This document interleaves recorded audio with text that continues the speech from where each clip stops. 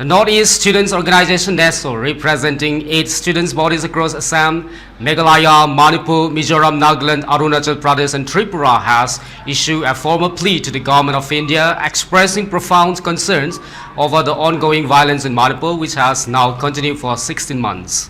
In a letter addressed to the Prime Minister Narendra Modi and Union Home Minister Amit Shah, NESO condemns the escalating violence, including recent drones and missile strikes, which has intensified the suffering and divisions within the state. The organization criticized the lack of decisive action from the central governments and specifically noted the absence of the visits by the Prime Minister to assess the situations firsthand. The violence in Manipur is unacceptable and deeply distressing, said Samuel Jirwa, NESO chairman. The people of the Manipur have endured unimaginable hardship.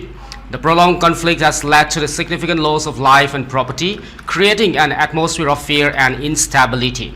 NESO reiterated its call for a peaceful resolution through constructive dialogue that respects the rights and dignity of all individuals involved. The organizations also urged the formation of a high-level peace committee to facilitate negotiations and restore stability.